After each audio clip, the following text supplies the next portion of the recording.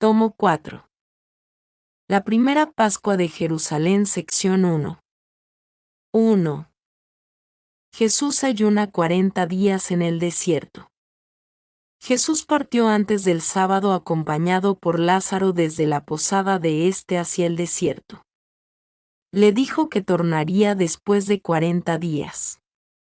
Desde esta posada caminó solo y descalzo y fue al principio, no en dirección de Jericó, sino hacia el mediodía, como quien va a Belén, pasando entre los lugares de los parientes de Ana y los parientes de José, cerca de Maspa. Luego torció hacia el Jordán.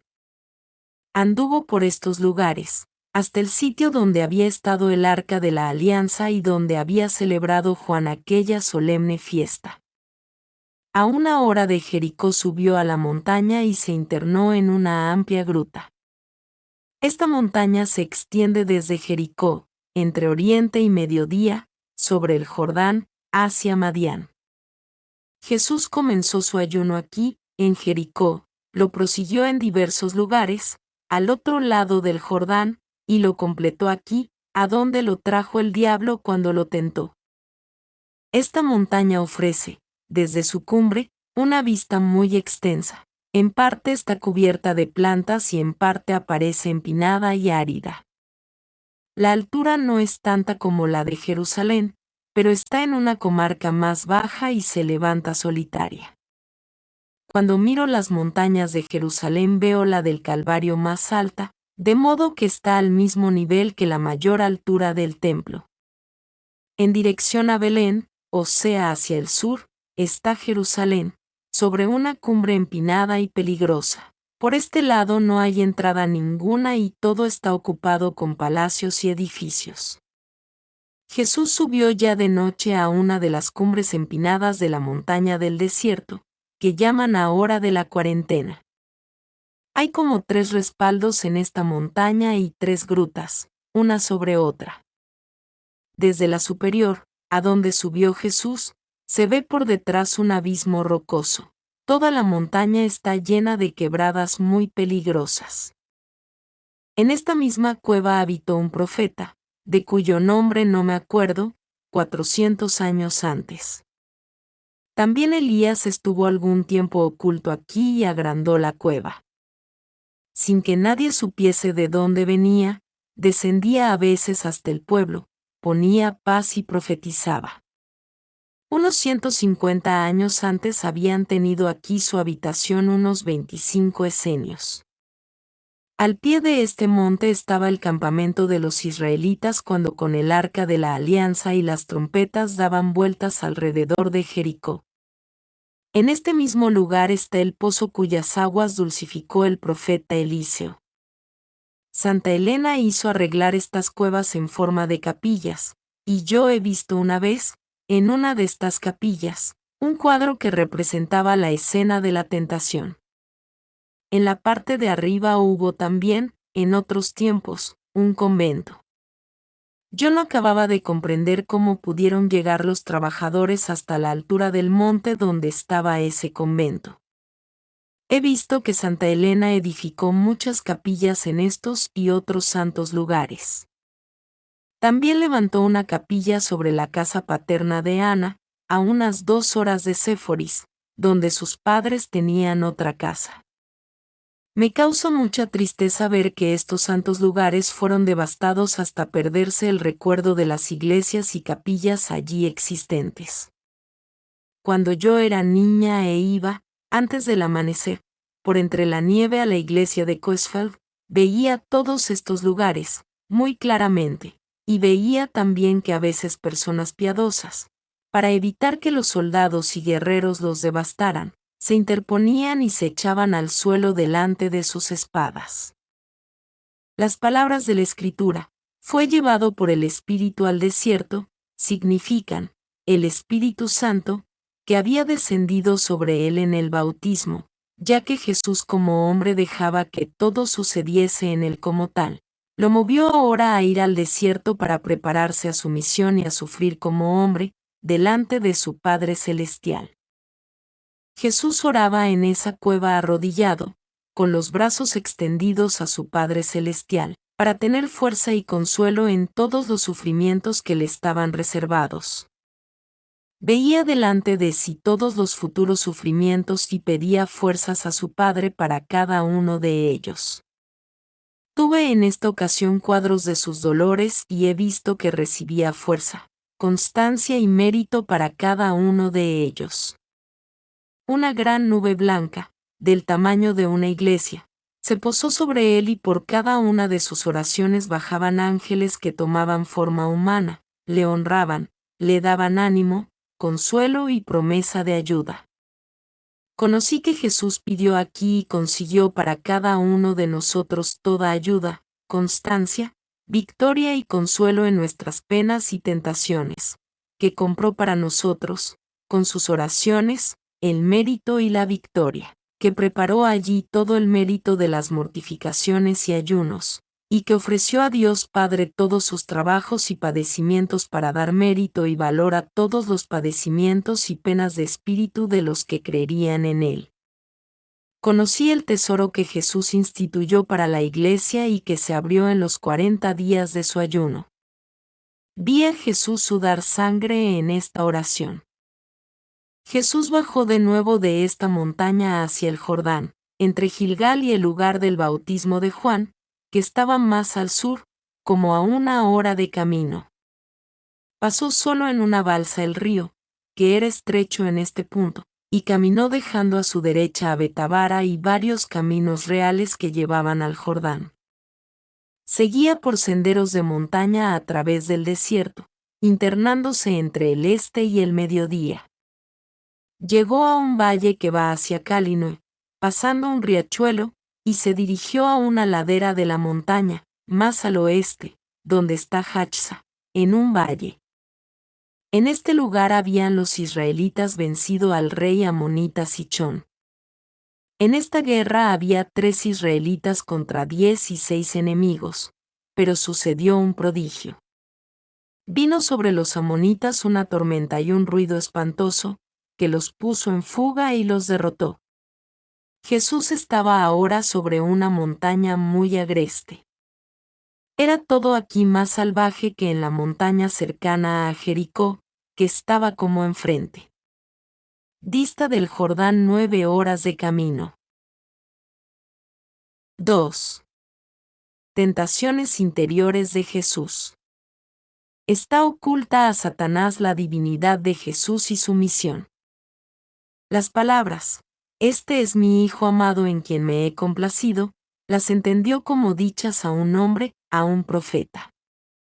Jesús está ahora apesadumbrado en su interior. La primera tentación que tuvo fue esta: este pueblo está demasiado pervertido. ¿Tendré yo que padecer todo esto por él y no poder conseguir el pleno efecto de mi obra? Jesús venció esta tentación, a pesar de prever todos sus dolores, con inmensa bondad y amor a los hombres. Jesús rezaba en la cueva, a veces de rodillas, a veces de pie y a veces postrado echado sobre su rostro. Estaba con sus acostumbrados vestidos, pero los tenía más sueltos. No llevaba la correa y estaba descalzo. En el suelo estaban su manto, algunos bolsillos y el ceñidor. Cada día era el trabajo de su oración diferente, porque todos los días nos conseguía otras gracias, y así veía que no volvían las cosas que ya había vencido. Sin esta lucha y merecimiento de Jesús por nosotros no hubiera podido ser meritoria nuestra resistencia contra las tentaciones ni posible nuestra victoria. Jesús no comía ni bebía, pero he visto que los ángeles lo confortaban y fortalecían. No había adelgazado por el largo ayuno, su rostro parecía más pálido. En esta cueva, que no estaba en plena cumbre, había una abertura por la cual entraba un aire helado, y en este tiempo del año ya hacía frío y el día era nebuloso. El interior era de piedras coloridas, de modo que si hubiese sido pulido pudiera parecer pintado de varios colores. Los alrededores de la cueva tenían muy poca vegetación. Era tan amplia que Jesús podía estar hincado o echado en una parte de ella sin quedar bajo esa abertura. Lo he visto echado sobre su rostro. Sus pies desnudos estaban sangrando, heridos por las caminatas que había hecho, pues había ido al desierto con los pies descalzos. A veces se levantaba en pie, otras veces se echaba sobre su rostro. Estaba rodeado de luz. De pronto hubo adentro una conmoción y un ruido. La cueva se llenó de luz y apareció una multitud de ángeles que traían variados objetos.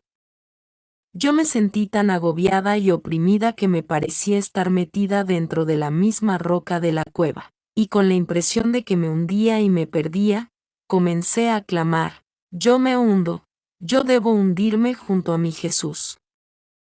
Ahora he visto que los ángeles se inclinaban ante Jesús, le honraban y le preguntaban si podían presentarle los instrumentos de su misión, y si era su voluntad aún padecer por los hombres como hombre, como había sido esta su voluntad cuando descendió de su Padre y tomó carne en el seno de la Virgen. Como Jesús renovase de nuevo su resolución, levantaron ante él los ángeles una cruz muy grande cuyas partes habían traído. Esta cruz tenía la forma que siempre veo y constaba de 4 partes, como veo también las prensas del vino.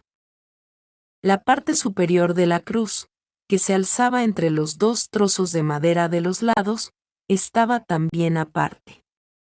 5 ángeles llevaban la parte inferior de la cruz, 3 ángeles la parte superior, 3 el brazo izquierdo y 3 el derecho. 3 llevaban el pedazo de madera donde descansaban los pies de Jesús. 3 traían una escalera. Otro un canasto con sogas y utensilios. Otro la lanza, la caña, los azotes, la vara, la corona de espinas, los clavos, los vestidos de burla, y, en fin, todas aquellas cosas que fueron causa de sus dolores en su pasión. La cruz era hueca, de modo que se podía abrir como un armario, y adentro se veía toda clase de instrumentos de martirio. En medio de ella, donde correspondía al corazón abierto de Jesús, se veía un entrelazamiento de figuras de tormento con los más diversos objetos. El color de la cruz era de sangre que conmovía. De este modo, todas las partes de la cruz eran de diversos colores, con los cuales se podía conocer los diversos dolores que debía padecer Jesús, y los rayos de estas partes iban hacia la imagen del corazón, que estaba en el medio. En cada parte había instrumentos diversos que indicaban futuros sufrimientos. Se veía igualmente en esa cruz vasos con hiel y vinagre, otros con mirra y áloe, que se usaron después de la muerte del Salvador. Había además adentro una cantidad de bandas como cintas, del ancho de la mano, de diversos colores, donde había grabadas varias formas de padecimientos y dolores. Los diferentes colores denotaban distintos grados y maneras de oscuridad y tinieblas que debían ser iluminadas y transparentadas por los dolores de Jesús. De color negro aparecía lo que se daba por perdido, pardo lo que era triste, duro, seco, mezclado y sucio. De color rojo aparecía lo que era pesado, terrenal, sensual, y de color amarillo lo muelle, demasiado delicado y cómodo. Había algunas bandas, entre amarillas y coloradas, que tenían que ser emblanquecidas e iluminadas. Había también otras bandas blancas, de un blanco de leche, con escrituras luminosas y transparentes. Esto significaba lo ganado, lo vencido, lo completado y perfeccionado. Estas bandas eran como señales y representaciones, la cuenta de todos los trabajos y dolores que Jesús tenía que sobrellevar en su carrera mortal, con sus discípulos y con los hombres. También se le presentaron al Señor todas aquellas personas que más le debían hacer sufrir, la obstinación de los fariseos, la traición de Judas y la crueldad de los judíos durante los dolores de su pasión y muerte. Todas estas cosas las desarrollaban los ángeles delante de la vista de Jesús con mucha reverencia y en cierto orden, como procedería un sacerdote en sus ceremonias. Y cuando todo este aparato de dolores le fue presentado, he visto a Jesús, y a los ángeles con él, derramando lágrimas. Otro día vi que los ángeles representaban a Jesús la ingratitud de los hombres, las dudas, las burlas, las traiciones y negaciones de amigos y enemigos, hasta su amarga muerte y aún después, y todo lo que de sus dolores y penas se perdería para los hombres. Le mostraron también lo que se ganaba, para su consuelo. Todo esto se representaba en cuadros y vi a los ángeles señalando esos cuadros y representaciones. En todas estas representaciones yo veía la cruz de Jesús, como siempre, de 5 clases de maderas, con los brazos encajados adentro, con las cuñas debajo y un madero para descanso de los pies. El pedazo de madera para poner el título lo vi añadido arriba, porque no había espacio sobre la cabeza para ponerlo. Este trozo de madera estuvo sobrepuesto, como una tapa sobre un costurero. 3. Jesús tentado por Satanás. Satanás no tenía certeza ni conocimiento de la divinidad de Cristo, lo creía un profeta. Había observado la santidad de su infancia y juventud, y la santidad de su madre, a quien nunca pudo llegar con sus tentaciones, pues ella no las recibía. No había en María ninguna materia por donde pudiese Satanás tentar. Era María la más hermosa virgen, pero no tuvo a sabiendas relaciones con ningún pretendiente, fuera de la elección que de ella se hizo en el templo por la señal de la vara florida. Le intrigaba a Satanás ver que Jesús, profeta según su parecer, no tenía los modos farisaicos y severidades de ley en los usos y costumbres con sus discípulos. Lo tenía por un hombre, ya que veía que ciertas cosas exteriores escandalizaban a los fariseos. Como viera que Jesús se mostraba a menudo con celo, quiso tentarlo, como si fuese un discípulo que le quería seguir, y como lo veía tan bondadoso, lo quiso tentar en forma de un anciano débil y disputar con él, como si fuese un escenio. Por esto he visto una vez a Satanás en la entrada de la cueva, bajo la forma de un joven hijo de una viuda, sabiendo que Jesús amaba a ese joven.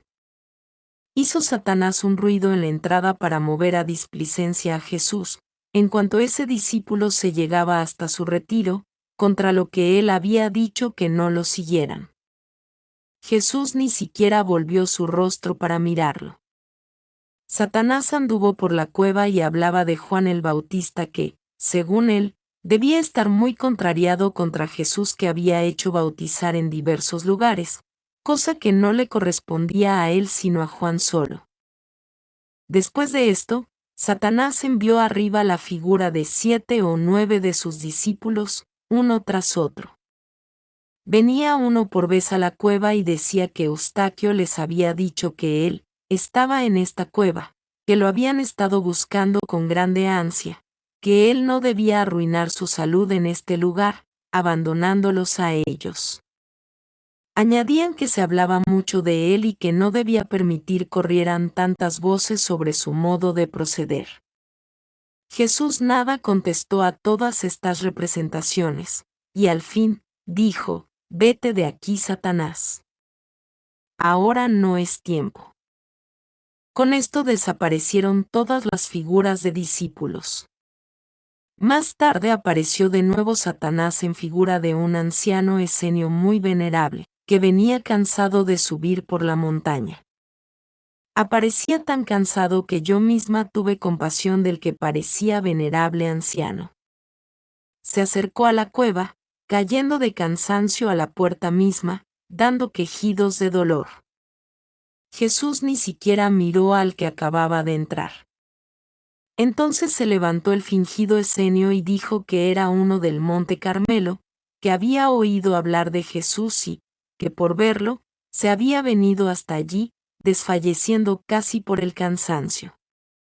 Le rogaba se sentase un momento en su compañía, para hablar de cosas de Dios. Dijo que sabía lo que era ayunar y rezar, y que si se unen dos en oración sirve de edificación mutua. Jesús solo contestó algunas palabras. Como, apártate de mí, Satanás, no es llegado el tiempo. Solo entonces vi que había sido Satanás el aparecido, puesto que al alejarse y desaparecer se puso negro, tenebroso y lleno de ira. Me causó risa ver que se echó al suelo como desfallecido y al fin tuvo que levantarse solo. Cuando Satanás apareció de nuevo para tentar a Jesús, se apareció en figura del anciano Eliud. Debió haber sabido que a Jesús se le había mostrado la cruz con todos los sufrimientos que le esperaban, porque comenzó diciendo que había tenido una visión de los graves dolores que debía sufrir Jesús, y que había sentido la impresión de que no habría podido soportar semejantes sufrimientos. Dijo que tampoco podría estar ayunando los 40 días y que por eso venía a él, para verle de nuevo, y pedirle que le dejase participar de su soledad, y tomar sobre sí una parte de su promesa y resolución. Jesús no miró siquiera al tentador, y levantando sus manos al cielo, dijo, Padre mío, quita esta tentación de mí. Al punto Satanás desapareció, lleno de rabia y despecho. Después de esto, Jesús se hincó para rezar, y al rato vi que aparecieron allí aquellos 3 jóvenes que habían estado con él desde un principio en Nazaret, que habían querido ser discípulos suyos y que luego le habían dejado. Estos jóvenes se arrojaron a los pies de Jesús y le dijeron que no podían tener paz y tranquilidad si no les perdonaba. Se mostraron muy compungidos y contritos.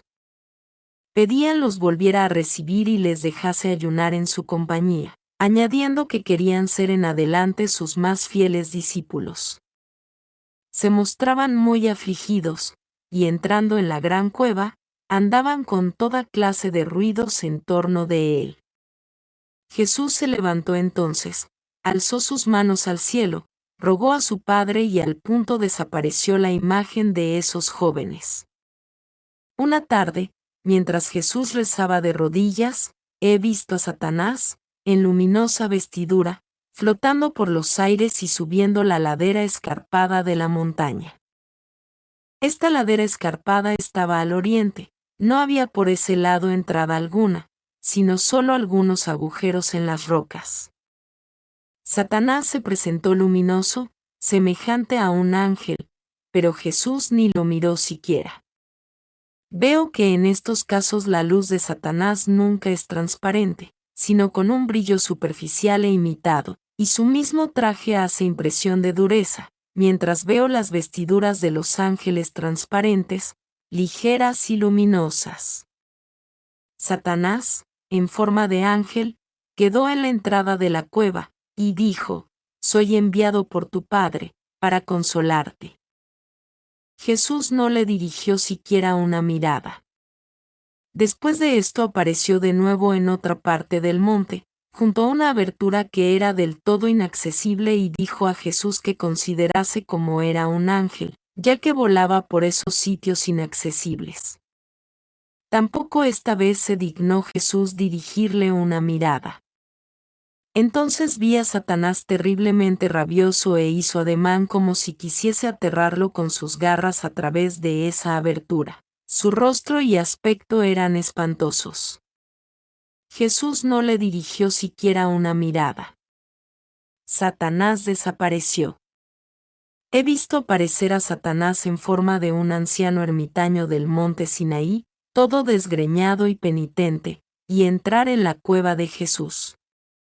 Lo he visto trepar cansadamente por la montaña, tenía una luenga barba y solo una piel por vestidura, pero a pesar de esto lo reconocí por no poder disimular algo de artero y de puntiagudo en su rostro. Dijo que había estado con él, un escenio del Monte Carmelo, que le había hablado de su bautismo, de su sabiduría, de sus prodigios y ahora de su ayuno riguroso. Por esto había venido, a pesar de su mucha edad, hasta aquí, para que se dignase hablar con él, que tenía también una larga experiencia en cuestión de ayunos y penitencias. Le dijo que ya lo hecho bastaba, que dejase lo demás y que él mismo tomaría una parte de lo que aún faltaba por hacer. Habló en este sentido muchas cosas, y Jesús, mirando apenas de un lado, dijo: «Apártate de mí, Satanás». Vi entonces a Satanás precipitarse como una piedra, desde el monte abajo, con estruendo, como un cuerpo negruzco. Yo me preguntaba cómo puede serle desconocido al demonio que Jesús era Dios. Recibí entonces una instrucción y conocí claramente el provecho grande para los hombres de que Satanás, y el mismo hombre, no lo entendiese ni lo debiese creer. El Señor me dijo estas palabras: el hombre no sabía que la serpiente que le tentaba era Satanás. Por esto no debe saber Satanás que es un Dios el que salva al hombre. He visto en esta ocasión que Satanás recién reconoció la divinidad de Cristo cuando éste bajó a los infiernos a librar las almas de los santos padres. En uno de estos días siguientes he visto a Satanás aparecer en forma de un hombre de aspecto venerable y que venía de Jerusalén y se acercaba a la cueva de Jesús, que estaba en oración. Dijo que venía porque le interesaba mucho saber si él estaba destinado a dar la libertad a su pueblo de Israel. Contó todo lo que se decía y contaba en Jerusalén de su persona y añadió que venía para ayudarle y protegerle. Dijo ser un mensajero de Herodes, que le invitaba a ir, con él, a Jerusalén, y ocultarse en el palacio de aquél y reunir a sus discípulos, hasta poner en orden su designio de liberación. Insistía que era conveniente que viniese de inmediato con él. Todo esto lo dijo con muchas palabras y por extenso. Jesús no le miró. Rogó con instancia, y de pronto vi a Satanás alejarse de allí, volviéndose su rostro espantoso y despidiendo llamas y tinieblas por la nariz.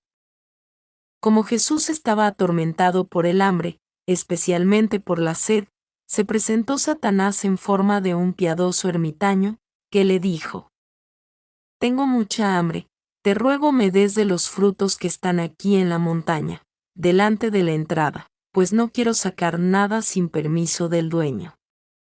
Nos sentaremos luego amigablemente y conversaremos de cosas buenas». Había, en efecto, no en la entrada, sino al lado, hacia el oriente, a alguna distancia de la cueva, algunos higos y una clase de frutas como nueces, pero de cáscara blanda como la tienen los nísperos, y también bayas. Jesús le dijo: «Apártate de mí, tú eres el mentiroso desde el principio, y no dejes daño alguno sobre esos frutos». Vi entonces al fingido ermitaño precipitarse como una sombra oscura contrahecha del monte abajo y escupir un vapor negro. Vino Satanás en forma de un viajero y preguntó si no podía él comer de las hermosas uvas que se veían allí cerca, que eran tan buenas para apagar la sed. Jesús no contestó nada ni miró hacia el lado donde le hablaba. Algunos días después le tentó mostrándole una fuente de agua. 4. Satanás tienta a Jesús por medio de artificios de magia. Satanás vino de nuevo a la cueva de Jesús, esta vez como un maestro de artificios y como sabio. Dijo que venía a él como tal, que algo podía mostrar de lo que sabía hacer, y le invitó a mirar dentro de un artefacto que traía. Diciendo esto mostró una máquina parecida a una bola, o mejor a un cesto de pájaros. Jesús no miró hacia él, le volvió las espaldas y salió de la cueva. En ese caleidoscopio que traía Satanás se veía una maravillosa representación de la naturaleza, un jardín delicioso, de exuberante vegetación, con amena sombra, frescas fuentes, árboles llenos de hermosas frutas y de ubérrimos racimos de uva. Todo esto se veía tan cerca que se podía tomar con la mano, y con numerosos cambiantes de paisajes y de objetos deleitosos. Cuando Jesús le dio las espaldas, Satanás huyó de allí con su aparato. Esta tentación se produjo en este momento para hacer quebrantar el ayuno a Jesús, que comenzaba ahora a sentir más que antes los estímulos del hambre y de la sed. Satanás no sabe qué hacer con Jesús. Conoce las profecías que hay sobre él y siente que tiene Jesús un poder que otros no tienen, pero no sabe que es Dios, ni sabe de fijo que es el Mesías que no puede ser tocado en sus obras, porque lo ve en muchas cosas tan humano. Lo ve ayunar, sufrir tentaciones, tener hambre y sed y padecer como los demás hombres. Satanás es en esto tan ciego, en parte, como los fariseos. Lo tiene por un hombre santo y justo, a quien conviene tentar para hacerlo caer en falta y ponerlo en turbación. Jesús padece hambre y sed. Lo veo con frecuencia delante de la entrada de la cueva. Hacia la noche vino Satanás, en forma de un hombre grande y fuerte, subiendo la montaña. Había levantado abajo 2 piedras del tamaño de pequeños panes, con ángulos, y mientras subía les había dado forma de panes en sus manos. Había en él algo de profundo encono cuando subió esta vez y entró en la cueva. Tenía una piedra en cada mano y dijo más o menos lo siguiente: tienes razón de no haber comido alguna fruta. Ellas no sirven sino de placer. Pero si tú eres el Hijo querido de Dios, sobre el cual vino el Espíritu Santo en el bautismo, mira, yo he hecho que estas piedras parezcan panes. Haz tú ahora que sean panes.